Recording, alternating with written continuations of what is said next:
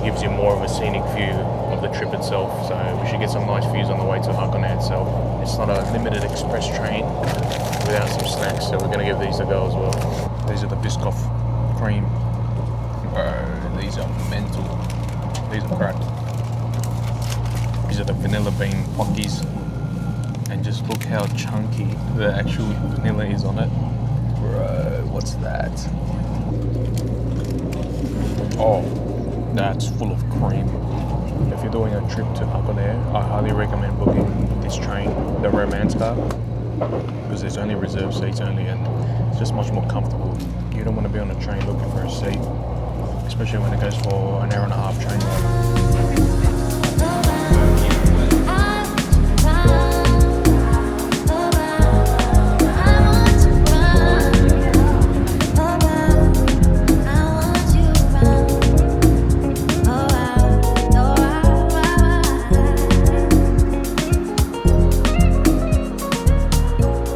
Alright, we finally made it to Hakone. So from that train station, it actually takes another 40-minute bus ride just to get back down to here. This is where you can jump on the start of the Hakone Loop. So you jump on this ship here just behind me, you ride along the lake, and end the way at the top there, just do a whole loop around the town of Hakone itself. But we're not going to focus on that today, so we're just going to explore this a little bit here and then check into our Ryokan a little bit later on. Let's get looking around.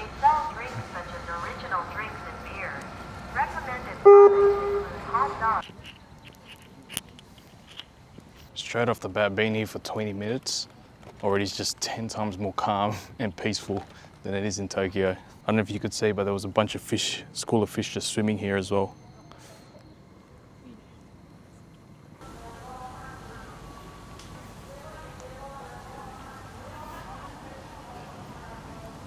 There's one thing I haven't tried yet here in the 7-Elevens are these smoothies. We can buy them and then you get it to blend it after, so see what they're like. Bro, that's crazy. Oh, it fills it up with a bit of water and it just blends it.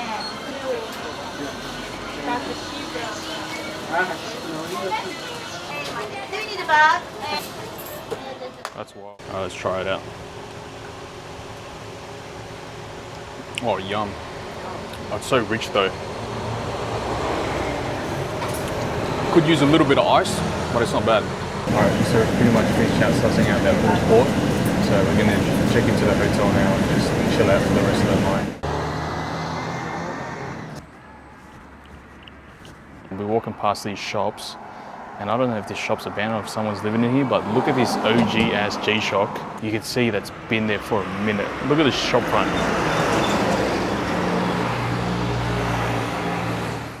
And look at these places here. This place has got like abandoned everything. There's this beaten down Volvo in here. I don't know if you can see it, but it's overgrown with all weeds in front of it. I don't know if you can see that down there, but there's like a little abandoned shrine. It looks mental. I'm not gonna lie, that kind of looks scary. If you know me, I'm not the biggest fan of any haunted ghost sort of thing.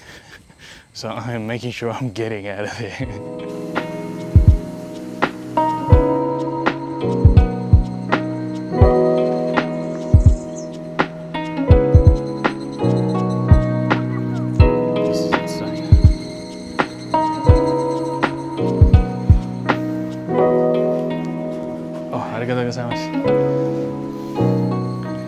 Man, this place is nice. Everything's so zen and relaxed here. Ice matcha direct from the bowl.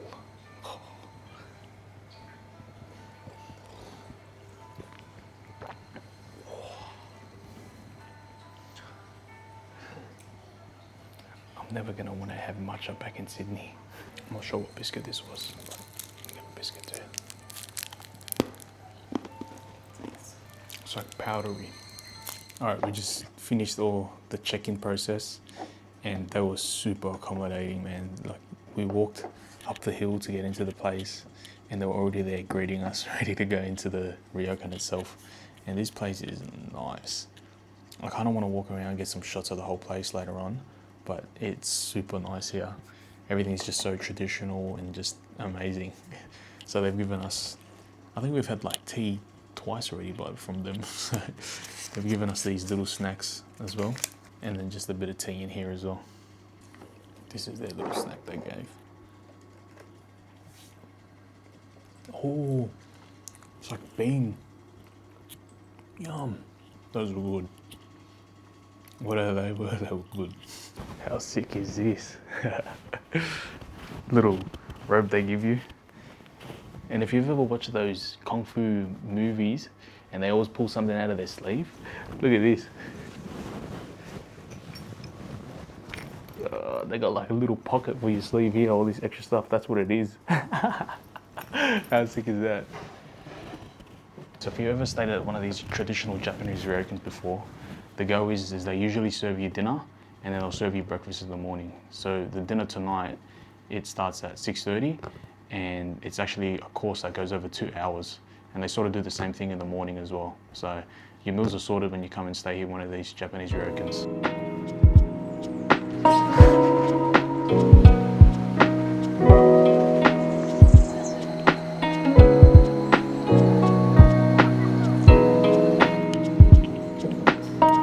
So with Japanese ryokans, there's actually a lot of etiquette around the shoes that you wear as well. On the entrance areas, they actually get you to change your shoes to an outdoor one. And then when you get into your room, you wear a separate set of slippers as well. There's a lot of etiquette around these Japanese ryokans, and that's what keeps it so traditional.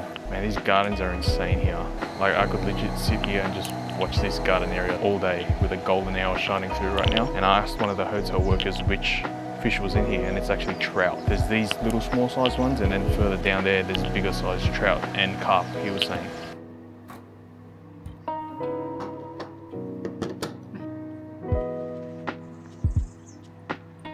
So our dinner service has pretty much started and they've set the table up for us. This is the menu they've given us, and look how many courses they give you. Hence why it goes for over 2 hours. So the menu is actually seasonal too, so that's why it says menu in July. So it'll be a summer menu. This is actually plated very nicely. Have a look at this. So this is the hashiduke, which is the steamy brothy egg custard. This is the scallop with soybeans. This is the tomato. So this is the grilled fish, the piece of sushi. And then that's the duck. Right, this is cool. It's like a full private dining experience. That's what it kind of looks like.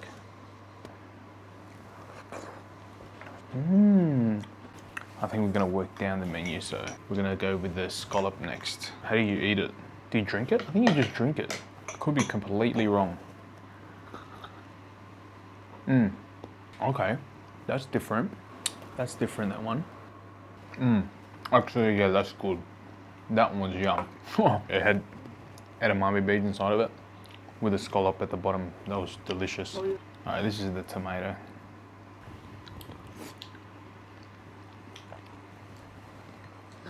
Oh, that's so good. I wish I could describe that. I thought that was just gonna taste like regular tomato, but it was like sweet when it bit into it, and it just bursted with flavor.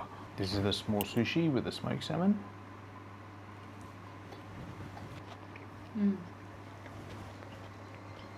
This looks like a tiny fish. It smells good. It's the grilled AU fish. It looks like they've just split it in half and just fried it. Hopefully there's no bones in this.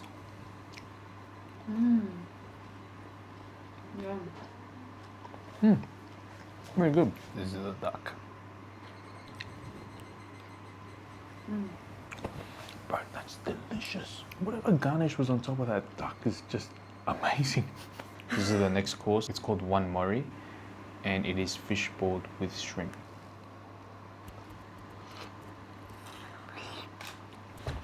That's not the cheap fish ball that you get in the stores. That's real fish ball. Oh my days, bro. So this is the next course. It looks insane.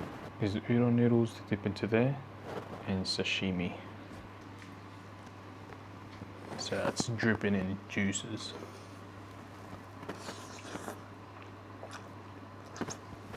Yum. The udon is so fresh.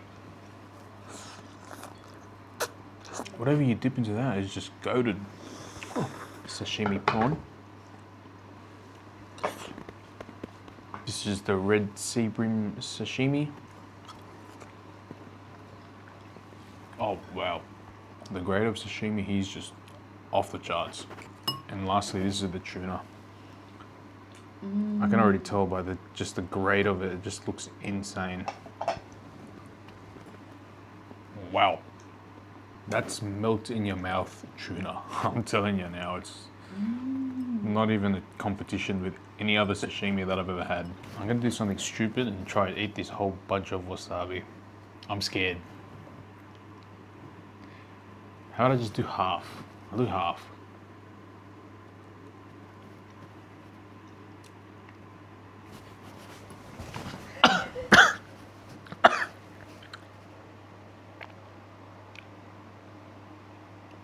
That was only half. This is the next course. It's called hachizakana. So that's the grilled grunt roll, sweet potato, pickled onion, and a little shrimp. So just to clarify as well, when I'm saying hachizakana, it's actually the stage of the course. So grunt is actually a fish, so that's what it's wrapped in. Look how they shaped the sweet potato.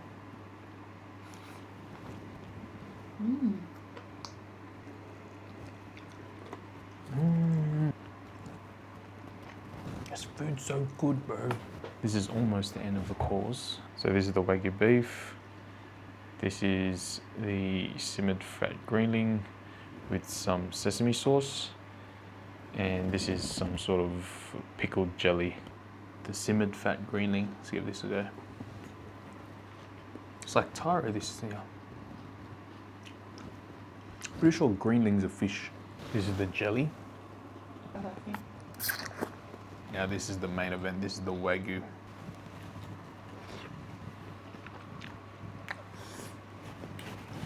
I was going to show you the fruits, but I had to because it was actually a very well put together dish. So the seasonal fruit is peach, and it was like it's in some sort of jelly. And our maid was so lovely. She even made this little crane for my birthday. Yeah. I love peach too. I'm not sure what this jelly is.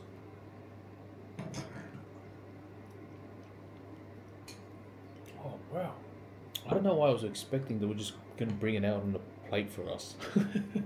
That's mint. That's beautiful. This is insane. Our nakai, which is made in Japanese, actually told us to come outside and have a look at Mount Fuji because another customer saw, and look at this, man. That stands out like anything. Because it's so dark as well, you can't really see, but look at this shot I managed to grab.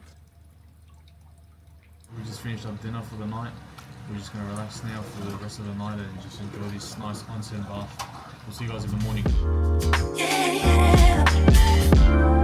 I wake from my slumber. I wish I could call you up. Miss how you'd put your love on me. Why you got my number? Wish I could feel your touch. Wish you could follow up on me. Finally back at Lake Ashi here. And if you're doing a Japan trip, I highly recommend you do one of those traditional Ryokan stays because it's actually such a different experience to any sort of hotel that you'll stay at. The traditions run so deep in one of those places. It's just, you feel so immersed in their culture, you know? So we're here now, we're just gonna suss out this torii gate and then we're gonna start the Hakone Loop from the cruise that's just starting from over there. So let's go.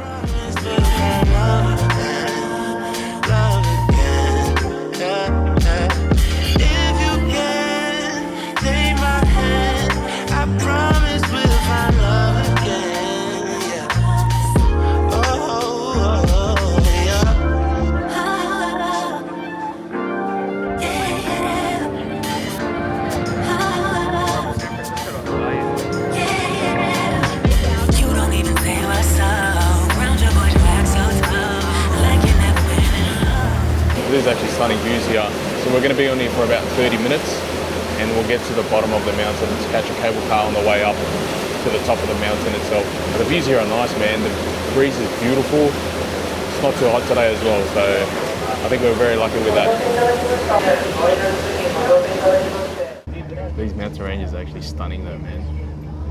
They're like the mountains in Halong Bay, but instead of them being limestone, it's just all greenery. You you can just get a gauge of the scale of the size of these mountains. Little fun fact for you as well, Lake Ashi was actually formed after a volcanic eruption about 3,000 years ago. Where this lake is sitting in right now, it's actually the crater of a volcano.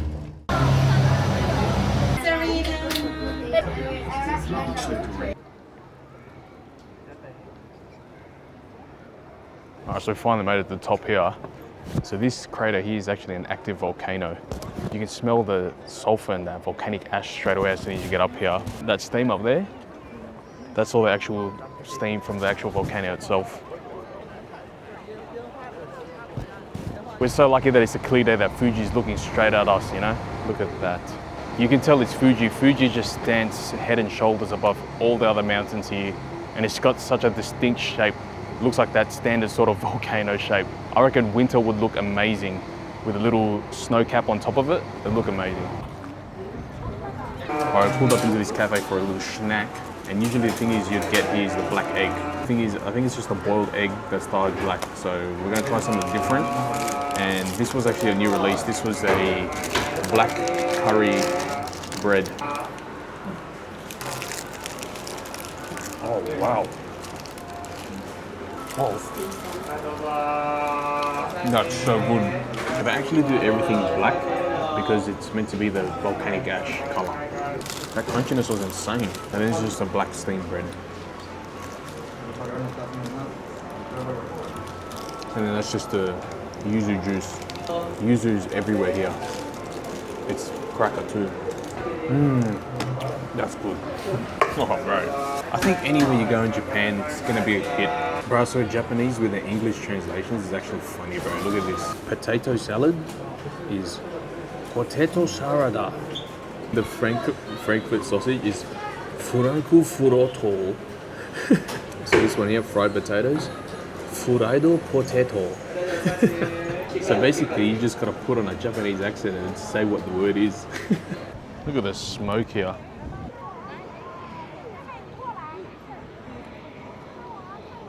Everywhere I turn around, man, Mount Fuji's just staring at me. Wow. I'll be honest, on this trip, I was not expecting to see Mount Fuji, man. I've heard so many reports saying that you gotta get on a good day, it's always cloudy when you see it, but today is just super clear, man. Goodbye, Fuji. It's good seeing you.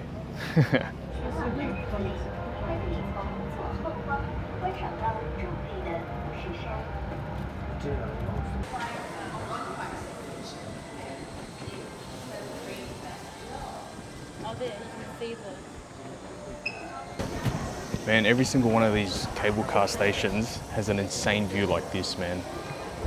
I don't think I can get sick of that. There's actually a Japanese character carved up into the mountain there.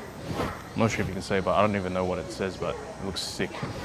We got one more stop before we head back to Hakone Yumoto, and that'll pretty much be it for the day. If you are doing this Hakone Loop, I recommend getting the Hakone Free Pass, so that way you don't have to worry about having to buy a ticket every time you jump on a ropeway or a bus. So when you buy that free pass, it pretty much covers everything in Hakone.